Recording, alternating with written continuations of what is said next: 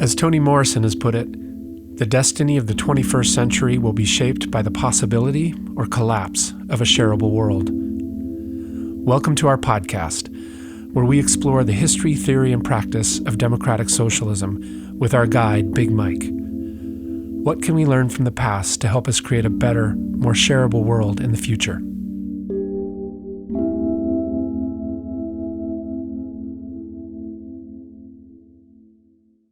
All right, welcome everybody to A Shareable World, the history, theory, and practice of democratic socialism, where we learn about such things from our expert, Big Mike. Well, I wouldn't say expert. Well, you know more than I do. Well, that's, probably.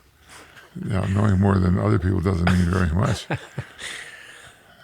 So we're kind of figure this out a little bit right now, but and we won't know, of course, who has listened to what. So as a kind of freestanding podcast, the subject of late has been history. Right, I want to go on with that. Well, the things I think we've covered about it, so you can tell me if I'm right. One is just the importance of history to solving our crises, our contemporary crises. That they're if we haven't established that by now, we won't. Right. So they're rooted in the past. Right. But the past is also not the thing that has brought us to the crises, but also a place where social experiments have happened, where things have taken place that maybe we've lost track of that might be helpful now. So that's in two ways. And then last time we talked expressly also about history as a discipline and how in academia we've kind of divided up the world in a way that may be obscuring the holistic nature of the problems we face. And so as we look at history, we need to have this more holistic view. Those would be my summary points. How do those sound, and what would you add? No. I think what I would like to talk about today, moving on from there, is not about history, but about the historical conditions surrounding democratic socialism that have brought us to the dilemma we have today on the left. We have a real dilemma on the left today. You know, it's in all the newspapers and you can't escape it. Everybody, including many people on the left, and to no small extent, including myself, are quite convinced that the left has somehow failed. It has failed in some way. And I certainly believe deeply, and I like to say this a lot, especially to my students, that what the left needs is to find a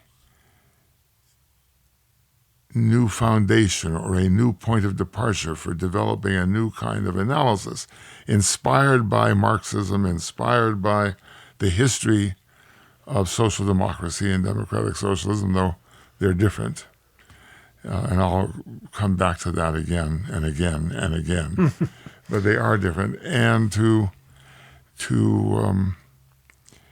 try to explain, I think it's very important for us to try to understand how we got into this bind that we're in. Mm-hmm. And that has a lot to do with modern history. And I think perhaps recasting modern history in a slightly different light. So I'm not going to begin at the beginning when there's no God to have created the world, so we won't do that. But I would like to start with the fact that I've said before, and I want to repeat because it's very important, that the idea of socialism arose along with, as the twin of, the actual rise of capitalism and the appearance of capitalist theory, of the field of political economy and eventually of modern capitalist economics. So the great change, what Polanyi calls the great transformation, right, occurs very much because of social and technological changes that take place in the period of time we call the Renaissance, the Enlightenment. But as people begin to reflect on that change, that's at the point at which modern political theory gets born, is that this change is going on. Eventually that change achieves a sufficient substance to existence. They know it. They see the change. what previously had maybe not even fallen into the realm of their senses, they now begin to feel, and then they begin to intellectualize about it. So that's one thing that has to be kept in mind, that in fact, historically, people are talking about socialism under one guise or another at the same time that they begin talking about capitalism. So, for example, Adam Smith, who some people have claimed falsely that he is the father of modern capitalist thought. He certainly isn't, but that's what they claim. And he publishes his most important work around 1775. By 1800, we already have social democratic, what we today would call social democratic, experimentation taking place in England, looking for alternative ways to organize society, because there's something wrong with capitalism. People instinctively know from the beginning. Adam Smith knew there was something wrong with capitalism. So the question is, what's wrong with capitalism? And the reason why that's a really important question to ask is because today in our schools, our universities, in the press, etc., we assume capitalism is an object of nature. Yeah. And we assume it's a perfectly healthy system, which sometimes gets hiccups and maybe a cold. And so an awful lot of our politics, witness the campaign for the 2020 election for president, an awful lot of our politics are about trying to find solutions for the cold that capitalism occasionally catches. But the truth is that capitalism has been very successful in certain respects and extraordinarily a failure in other respects. And that was true from the very beginning. So I want to rehearse that very carefully because I think that's important. Yep. From the beginning, capitalism was very successful in engaging man with nature. The really great division, the division between man and nature, that sets off the world after the rise of capitalism from everything else before and the West from the non-West, is the idea that nature is a natural resource for man to exploit for man's own interests, benefit. I use the word man there in a gender-free concept, needless to say. One has to give voice to that all the time. So before that, people didn't think much of the opposition, conflictual opposition between man and nature. It was not a major theme in society. And certainly we have romanticized, but there's a foundation for it. Places like China and Japan, where people appear to have developed cultures more attuned to nature, more in harmony with nature. When you're an agricultural society, the calendar is very much a natural calendar. You know, you have to plant and you have to reap, and the rains come and you have to irrigate. You have to do all those things based upon rhythms and cycles that are beyond human control. What's significant about capitalism and industrialization, and those two things go hand in hand, what's significant about capitalism and industrialization is that they provide the material basis for the separation of man from nature.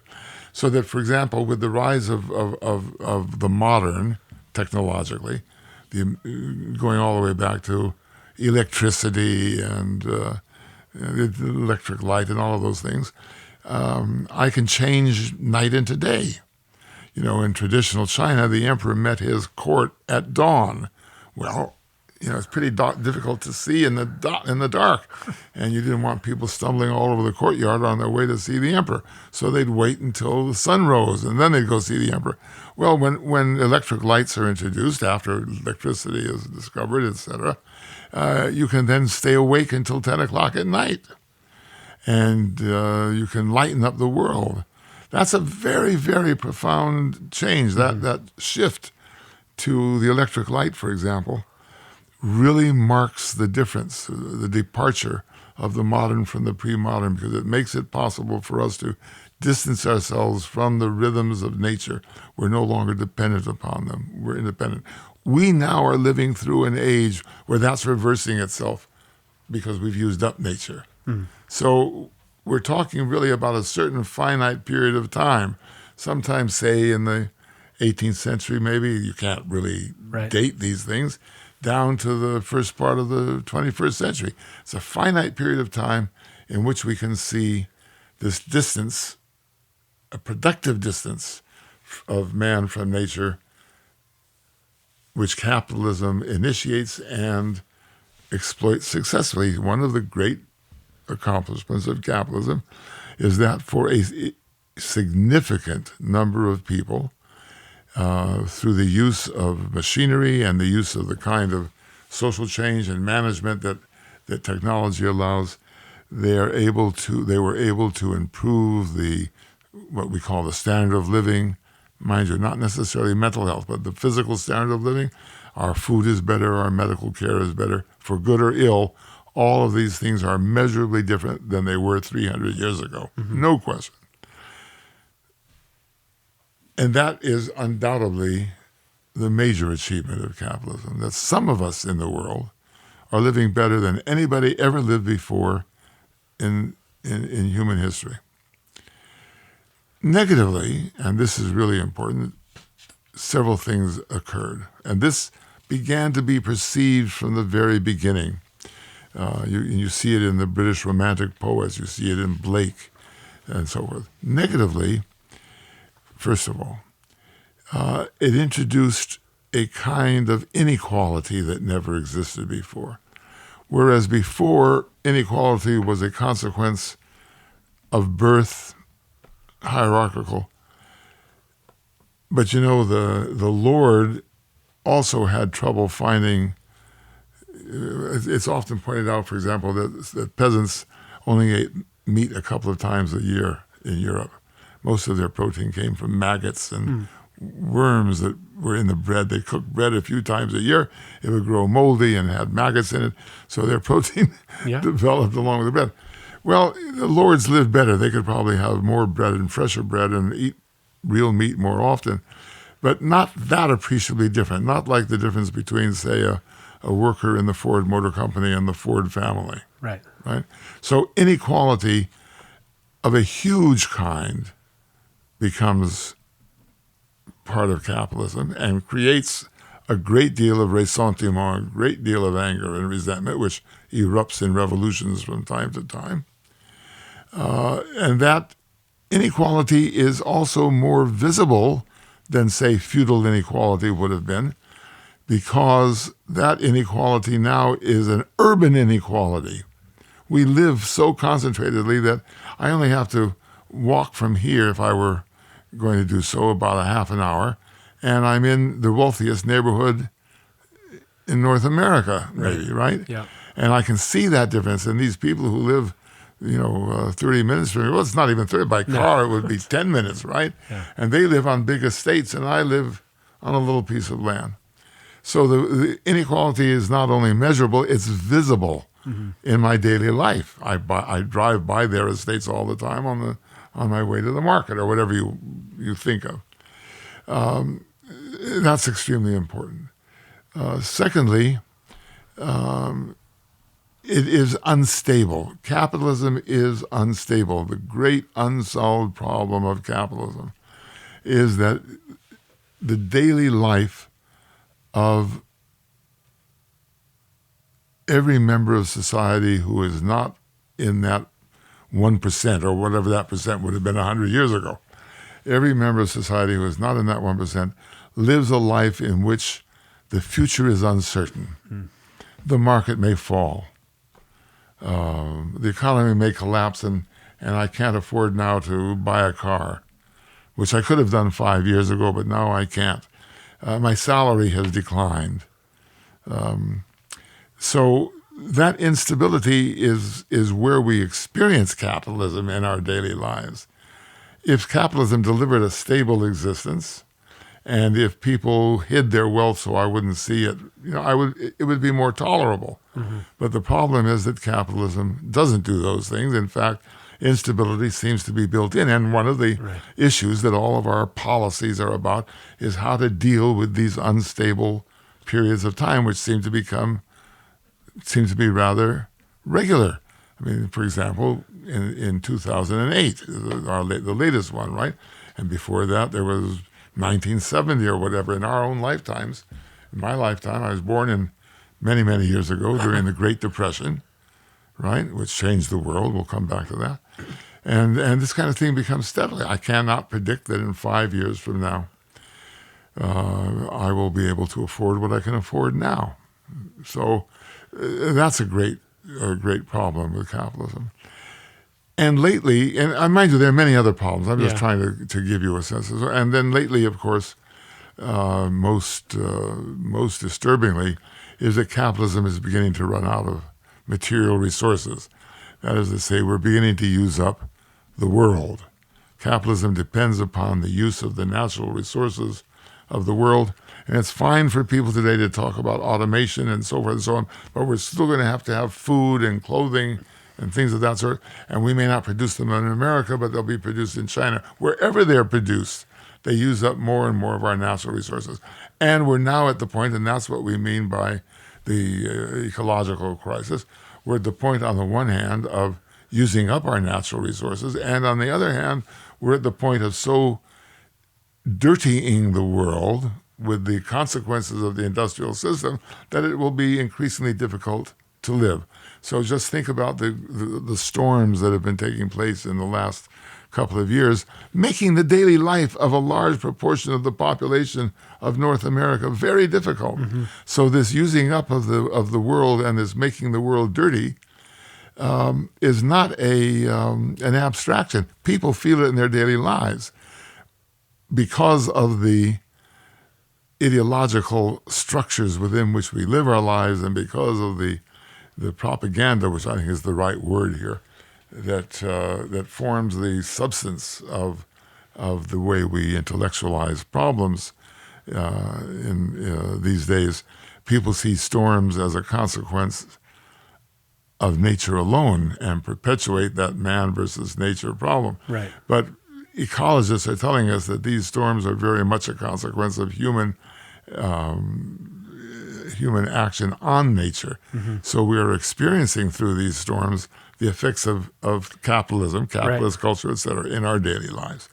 And you go back in literature, you go back to the beginning of the Romantic period, for example, in England, and Blake, the great poet, says, he talks about these dark satanic mills. He saw the smoke belching up, right, and from the fires of them making whatever they were making, and how this problem of man inflicting himself on nature, the whole Romantic movement was because nature was being brought into question. And so I've asked one thing about that seems connected to that as well as inherent demand for growth in capitalism too. So we're not using resources to find a steady state. Growth, there it has become really a kind of slogan everybody likes to talk about, that growth, we talk about zero growth, non-growth, all of that kind of stuff. There's a real problem with that, in my opinion. The only way you can ever arrive at a situation, there are very few paths to arrive at a situation where you could live in a world without growth. And it's not inconceivable that capitalism could survive doing that. But the way you get there well, let me illustrate what I'm trying to say. As long as we propagate. Yeah. Now, one thing you could do is you could say, if you lived in an Orwellian world, we could argue that we should go a whole generation without having any children. There are ways and ways of preventing children from being born, right? Mm-hmm. We could live like monks and nuns for a generation. I don't think many people would do that. We could have a mandatory abortion for a generation, which I suspect the Catholic Church would not appreciate, and so forth and so on. So there are not very many. Or we could accept the fact that we are going to account for using up resources by accepting a declining standard of living. It's already not uncommon to hear people say, my children will not live as well as I did. Right. Right now, that's a consequence of the fact that we are running out of resources. But if it were to be a policy, if we could, how would we go about engineering a world in which people would agree on an ever-declining standard of living proportionate to the growth of the world's population. It's just, so I think this argument about no growth is not very useful. I don't believe that the issue of growth is, and one more thing, and that is that, of course, we need growth if we're going to keep improving the standard of living of anybody in the world. We have, how many billions of people living out there in the world below the level of poverty. One only needs to think of South Asia, for example, or parts of Latin America and Africa, where the only way they're going to get anywhere near the way we live today, much less the way we'd like to live in 50 years, is a huge amount of economic growth. Mm-hmm. So the issue is not no growth. I'm sympathetic with people who say zero population. I'm quite sympathetic. But how you do that would require a cultural, psychological, mental revolution of proportions that have never taken place in history. So the problem is to figure out how to grow the economy without injuring the world. Mm-hmm. That's the issue, not how to prevent growth, but how to. So, for example, we know that certain kinds, we've not been unsuccessful in this. We know that certain kinds of fertilizer applied to the soil are very injurious. So we've begun to produce fertilizer that is not injurious to the soil or injurious to human beings. There's a lot of work being done on that. So that's possible. All the while that's possible, we also know that kind of scientific discovery and development doesn't take place as rapidly as the problem develops. So we still need some controls over these things and some social change. But I think the argument of no growth or even anti-growth just is not possible if we're not going to cull the population, and that idea is a very frightening idea. Yeah, so just to clarify my question, I think for a lot of people, so you talked about the positive aspects of capitalism, which in many ways are a growth story of what was able to be provided to the world in terms of healthcare and goods and all of that stuff. And then so people think that capitalism is the thing that can provide that. Well, so let me go on and make another point here because I was emphasizing that along with the successes of capitalism, there are also these enormous failures. But there's one other factor that we need to always have in mind, and this comes directly from Marx and is one of, I think, the most important sort of large ideas that Marx introduces, which are true regardless of the specifics of his application of these large ideas. And that is that capitalism is a necessary period in the history of the development of humankind. People think Marx was anti-capitalist. Marx was repelled by capitalism. If you read Das Kapital, one of the most interesting things in Das Kapital, which is an empirical study of capitalism in the middle of the 19th century in England, and probably the best empirical study that we have on a whole system, Marx relies very heavily on important documentation, such things as parliamentary commissions, government report, newspapers, etc. When you read it, you find studded through that very ponderous work vignettes that he gets from the newspapers. The one that has always stuck in my mind for years is of a woman who was found dead in an attic of a building with several of her children all lying around her, and they were all covered with chicken feathers because that's all they could get to keep warm in the winter. How, or why rather, in this study, very technical study of capitalism, does he cite a woman covered with feathers dying, dead in a room with her children? Well, the answer is very simple. It was the daily life that resulted from capitalism that repelled him, that he found damnable, right? As would any human being, right? So his response to capitalism was a very human, I dare say almost Christian kind of response, because there was no way that could possibly be justified in his mind. On the other hand, capitalism as a system, as a period in the process of human development, he thought was absolutely necessary. So, and this is a very interesting problem in the history of Marxism, of course. What is equally necessary is overcoming capitalism. Mm-hmm. We have to find a more successful way to create a fair and just society. Capitalism is not a fair and just society. We have to find another way to do it. And that's from the point of view of his thinking and his followers, the genesis of the idea of socialism today. Of course, socialism has a much earlier history, going back to the beginning of capitalism. But nonetheless, that point is important to keep in mind. So we talk about trying to fix capitalism, but Marx introduces the idea that we need to change the system. Mm-hmm. And I think that's an extremely fertile idea.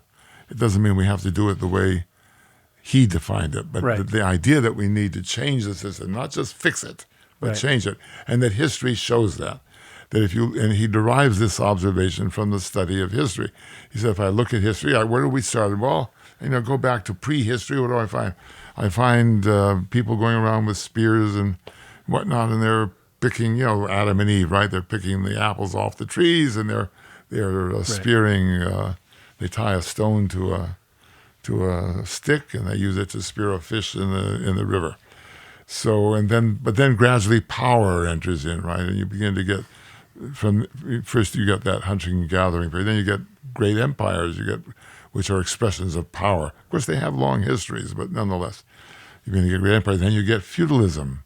This is the breakdown of central power. Yeah. And then you get the development of technology, which gives rise to capitalism. Well, capitalism is necessary, but now we've got to think about moving on to the next stage. That's what Marx's argument is. So the idea of socialism, as I said, is born with capitalism. So you already get, for example, with Robert Owens back in the beginning of the 19th century, he's already seeing the fact that what's going on in England, and England was the most advanced industrial society in the whole world at the time. Capitalism was most advanced in England, and therefore it's not unnatural that anti-capitalism would develop in England at the same time. And he is already discovering that thinking that he's got to develop some alternative. There has to be a better way to live than in the slums of Manchester and, with child labor and no education, all of those terrible things. Just read Charles Dickens to get an image of that. So he decides to start he's a moderately wealthy man, and he can do things. And he builds a colony in Scotland, northern England. He builds a colony where he tries to create a model society, a cooperative society based upon equality, using education, a more just distribution of products, et cetera, to create a healthier society than the one that capitalism is producing. And that idea, which he pioneers, but which begins to spread, has, interestingly, a tremendous effect on North America. He himself came to the United States in its early years, and a lot of other colony people came to the U.S., and they established these, what we now call utopian communities, some of which still exist around North America, all of which were based upon this idea of finding a more just way to live than capitalism allowed. Perhaps the greatest single experiment, which one would not be aware of if you took it on its present form, but one of the greatest single experiments in the attempt to create a more just society was the Mormon Church, which actually developed a cooperative society. Its social foundations were when it was cooperativism, that the way for people to live properly is to live in a cooperative way. Eventually that falls by the wayside. But that's a major experiment, and Mormonism should be studied more and more for what it contributes to this kind of thinking. So the kind of social experimentation we're talking about, as I said, starts right away, almost at the very beginning, along with capitalism. And indeed, Adam Smith himself suggests that capitalism rests upon questionable foundations. He makes it clear that capitalism rests upon greed and the exaggeration of self-interest.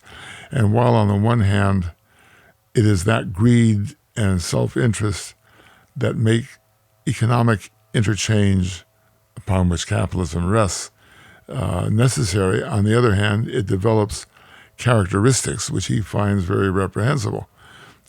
So even Adam Smith had doubts about the health of capitalism from a moral perspective, one which we need to talk about it and will as time goes on, because in a curious kind of way, the thinking about capitalism is very materialistic, not surprisingly so. But the left has kind of lost sight of the moral argument, and we'll come back to that. I think that's where the left has to look for a new beginning. So having said all of that, and having pointed out at least suggested that one of the issues of capitalism is its instability, perhaps the greatest modern example of the instability of capitalism was the Great Depression, beginning in 1929. Now, one of the hallmarks of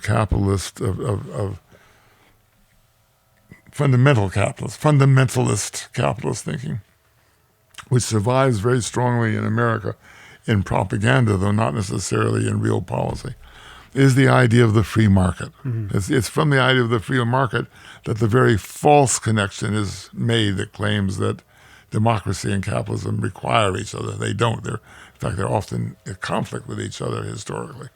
But one of the periods in which the free market was extraordinarily free was a period, of course, of the 1920s. And when we look back from today at the 1920s in the arts and literature and society at large, partly perhaps as a reaction to the First World War, whatever, it was an incredibly free period. I mean, public values were extraordinarily liberal when you think about it, certainly in Europe, certainly in Germany. The amount of wealth that was accumulated was immense. Inequality became incredible. And of course, the wealthier you were, the freer you were, because it freed you from the necessities of everyday life. And then for reasons which we won't go into, serious, but we don't have the time, it all crashes in 1929. That was the stability already built into the capitalist model, but it hit everybody, and it's within almost living memory. Right. And it changed the world. And beginning from 1929 on, some of the seeds of this were earlier, but it brings it out to the fore. Again, my point that historical developments have to reach a certain density before we become aware of them. Right? I can have the sniffles, but that's not a cold. It's only when my sniffles become really very strong that I begin to realize it's not an allergy, it's a cold, or even pneumonia, something like that. So from 1929 on through the end of the Second World War, we can see very clearly how seeds planted a little bit earlier blossomed into alternatives, ways of organizing society. And I want to briefly look at that because I think we live the consequences of that to this day. So,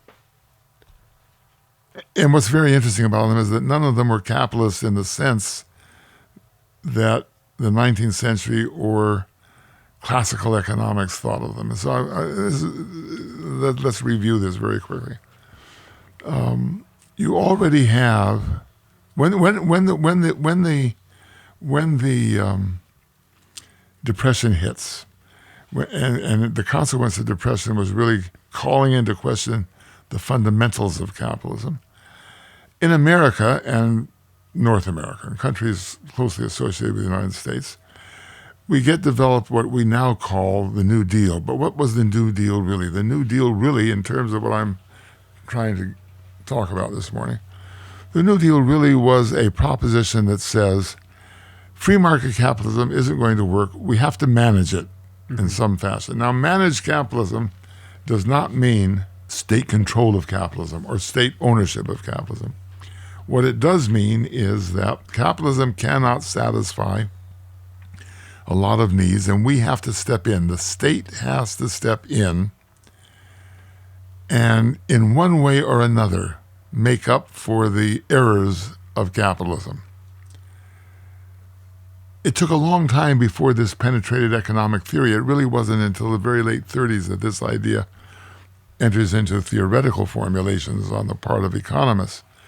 But already with Roosevelt at the beginning of the 30s, this is a practical consideration. Right. Again, often things begin with practice and then become theory once we have time to see them and reflect on them. So in the course of the development of the New Deal, Roosevelt becomes aware of the fact that he's got to control prices, he's got to do something to interfere, to make prices rise because people were producing things and they couldn't sell them because they weren't going to get them enough money. It was cheaper to dump the milk in the rivers than it was. So since we can't sell the milk, let's dump the milk in the rivers in order to make milk a little bit more scarce and thereby raise the prices so the farmers have reason to keep feeding their cows and so forth. Makes a lot of sense if you think that's management. Right. A large part of the country had been left out of the electrification. Lenin already says at the beginning of the 1920s, or some people think it was Stalin, but anyway, one of the two of them says that what socialism is the electrification of the country, right? That you have to bring everybody into that most important form of fuel which allows for capitalist society or any modern society to develop, is electricity. So he goes into the Tennessee Valley Authority, which harnesses the rivers. That at the same time provides jobs. The state must step in and provide jobs. When you haven't got jobs, people have to be able to eat. To buy things, you need to have people. You don't have a market if you don't have people to buy the goods you produce. And if you don't have people to buy the goods to produce, you're not going to produce them, and the system collapses. Henry Ford understood this very early when he raised the wages for his workers, and people said, "You're crazy. Why are you paying them more than you have to?" He said, "Because I want them to be able to buy my cars." It was very important, right? So with Roosevelt, you already get in the New Deal what we now call social democracy. And I want to make clear that we're explaining the difference between social democracy and democratic socialism. You begin to get the first glimmerings of the idea through practice that the state must account for what capitalism cannot accomplish or for the weaknesses of capitalism. In Britain, the best example of this is, of course, the thinking and policies proposed by John Maynard Keynes. John Maynard Keynes is a great economist for many reasons, but in the long term of history, he perhaps can be counted as significant for being one of those who begins to think theoretically about the practical issue that capitalism has presented. So he is trying to find those instruments. He was not a socialist. He wasn't a social democrat.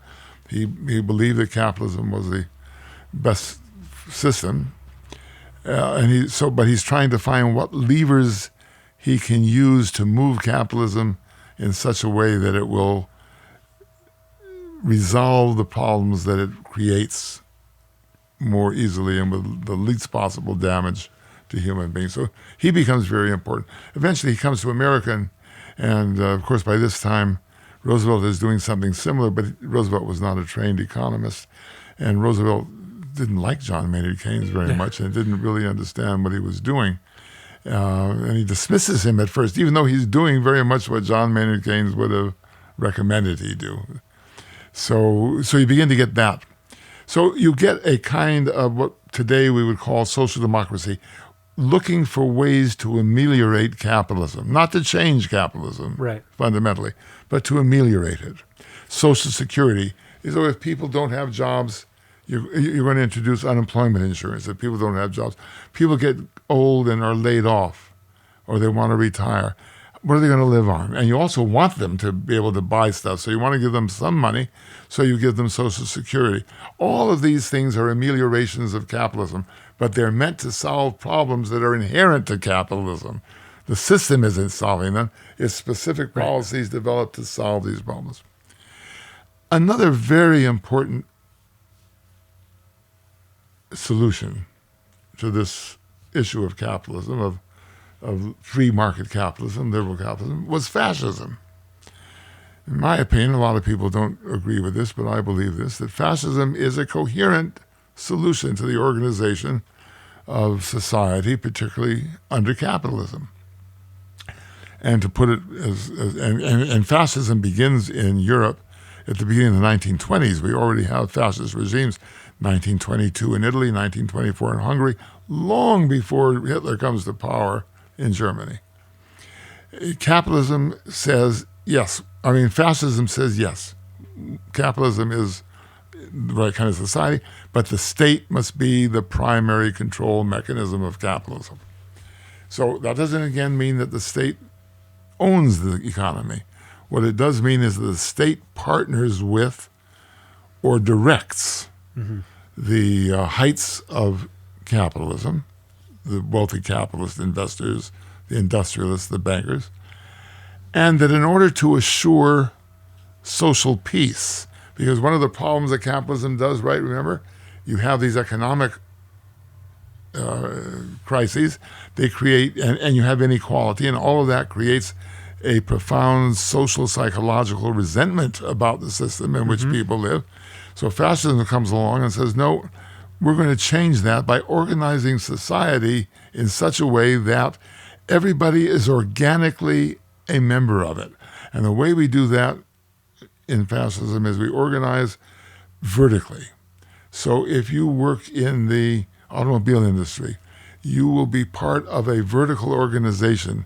At the top is the state, then are the capitalists, you go right down, and your life is involved in that industry. And we will have vacation places for you to go to, and you'll join clubs and so forth. So you become a member of an organic member of society. Now, and indeed, this was very much what Mussolini was thinking of in Italy. When you get to fascism in Germany, which has overtones to it that didn't develop in Italy until very late in the 30s under German influence, in Germany, the idea of the state managing things was approached in a slightly different way, still fascist, but approached in a way that made the state coterminous with society itself, so that everybody in the society was psychologically subsumed into the state. So my primary loyalty is to the state. Hitler is my father, my mother. Right. I will have children for Hitler, right? That whole psychology. So what you do is you have an alliance with the conservative capitalist elite. That's not always easy to come by, to establish, but it does happen. But psychologically, socially, ideologically, emotionally, you try to give every individual the sense that he or she is a participant in the state itself. And one of the mechanisms for that are these fantastic mass rallies. You know, you cannot help but look at, say, the mass rallies that Hitler held in Nuremberg, the what were called the Parteitag, the party day, usually choreographed by a woman named Riefenstahl, who was a famous film director. They are cinematographic events, right? Where you have tens of thousands of people all doing exactly the same thing at the same time, where you begin to lose your sense of being an isolated individual and you realize you're part of something greater than yourself. That's very much a part of this fascist mentality. And that was a solution to the instability of capitalism, right? And the state does step in and it makes sure everybody has a job, right, and so forth. It subsidizes or encourages. So fascism is a second alternative to capitalism. The first is social democracy, a kind of ameliorated capitalism. Then you get fascism. And the third great response was, of course, communism. right. And communism, beginning course, in the 19th century, deriving theoretically from Marxism, though more from Lenin. I think what we today talk about when we talk about communism is not really Marxism. It's Leninism with a lot of Marxism intermixed, but it's primarily Leninism. It's a system it's an idea which says we must replace the capitalist society completely. And we must do that by revolution. It has to be done by revolution. Maybe it could be done some other way, but by and large, history says it has to be done by revolution. And it requires a destruction of or replacement of all the institutions of society under capitalism with new, what they called socialists, but we need to use the word communist because to differentiate it from what we'll come to later, democratic socialism, as a way of, to replace all these institutions. So when I say replace the institutions of capitalism, I mean that very fundamentally.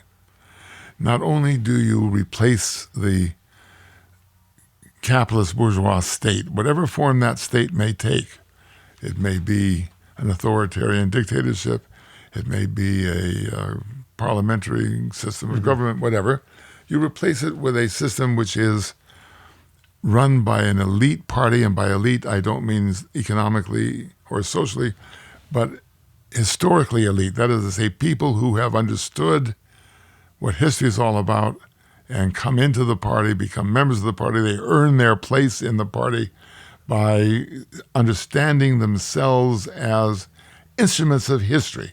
So this is very important to understand, that you really need to you joined the party because you felt you were, in fact, this is what made you part of history. Otherwise, you're an isolate, right? Right. So the party replaces the state. It may use state mechanisms to govern, but the basic instruments of society.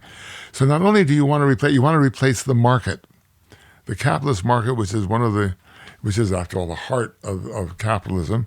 You replace it with a planned economy. As a great Harvard economist once pointed out on a visit, it was said to a group of us in the Soviet Union at the time. I was a student, American student there, and he met us, and he says, the problem with planned economies is not the planning, it's that they don't have computers big enough yet to do the planning. And it was very interesting that he understood the problem of planned economy from a technological, not from a theoretical or philosophical perspective, right? So they replaced the market with a planned economy. In the early days, especially of radical communism, they even would replace the family. The family itself was seen as a mechanism for the exercise of interpersonal bourgeois power. And we do that if you think about the way we talk about our families. How are your children doing? What do you mean your children? You're my children. I possess those children. Why are they my children? They're independent. So even in the way we talk about our families, there is this power inequality, which theoretically communism in its original pristine form wanted to overcome. It quickly got rid of that because you can't run a society without the family. In fact, we know that. But it was very radical in those terms. So a lot of the way in which we can understand the 1930s up through the Second World War, up through the end of the Second World War in the West, a lot of the way we can understand it is the competition between these three tremendous ideas about how to solve the problems of capitalism. Again, the problem of ameliorated capitalism, of fascism, and of communism.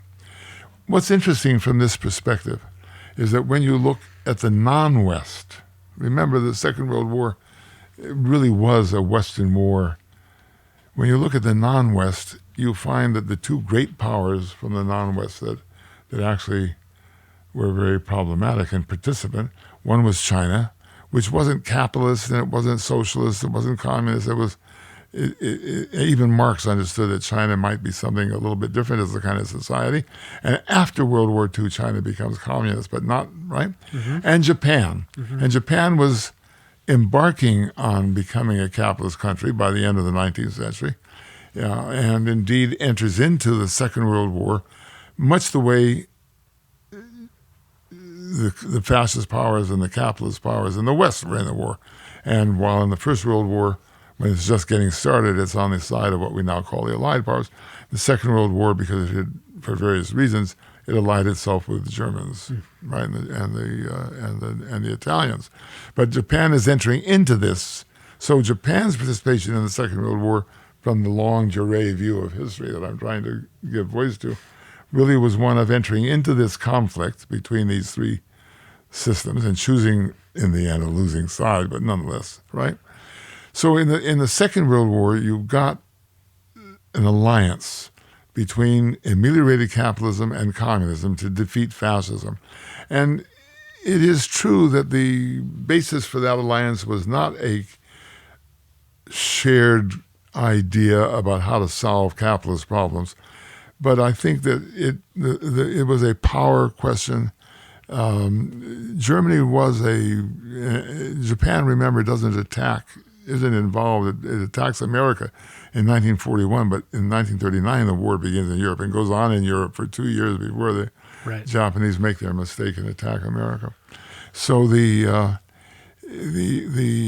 war, the alliance between the Soviet Union and the West was really an alliance of necessity, based perhaps on a sense that fascism was too powerful a system for either side to overcome by itself, certainly on a shared horror about what Nazism, not fascism, but Nazism was doing.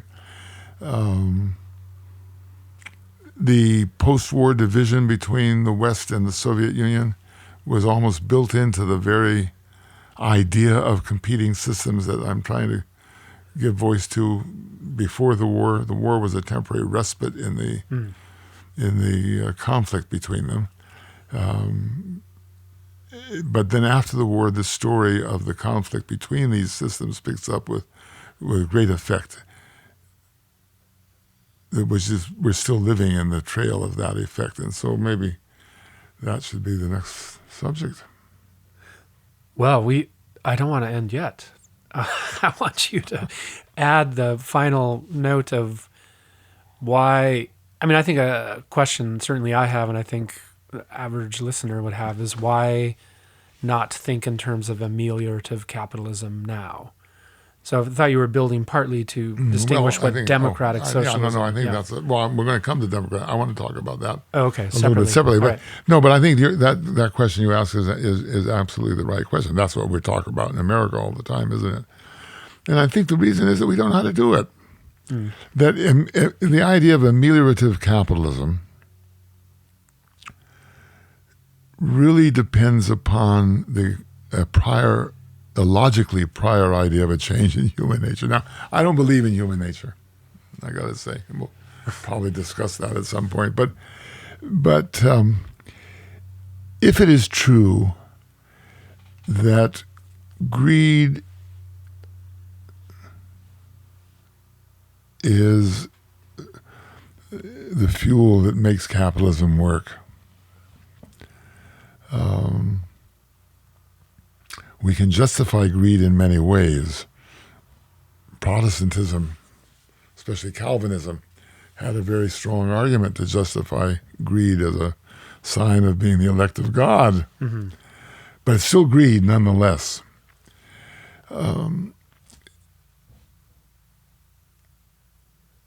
You need to really think about how to change the culture itself in order to eliminate greed as a primary motive. And capitalism, even ameliorative capitalism, rests upon greed. By greed, I mean acquisition. I have to acquire more wealth. After all, we're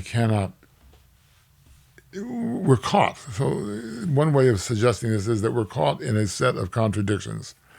I cannot provide sufficient unemployment insurance and Social Security to the population. This is going to become a huge problem in the next few years as our population grows older. Unless I raise the government's income, that means raising taxes.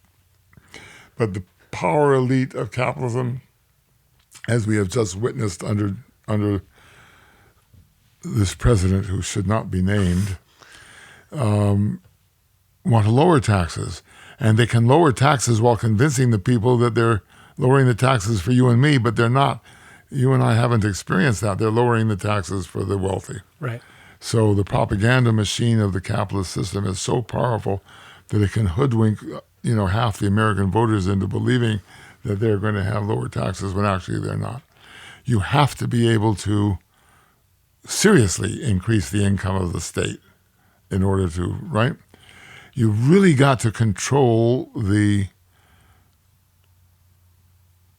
distribution of goods, services, income to bring down inequality, to have social peace. Yesterday or the day before, the newspapers reported that the inequality, the Gini number, the inequality in American society today is higher than at any point since inequality has been measured in American history. Yeah, wow. Any point, yeah. Right? The inequality, which means to suggest, and it's a very interesting history. We didn't have statistics at the time of the revolution. Alexander Hamilton is looking for ways to describe American wealth. He has lots of trouble finding statistics.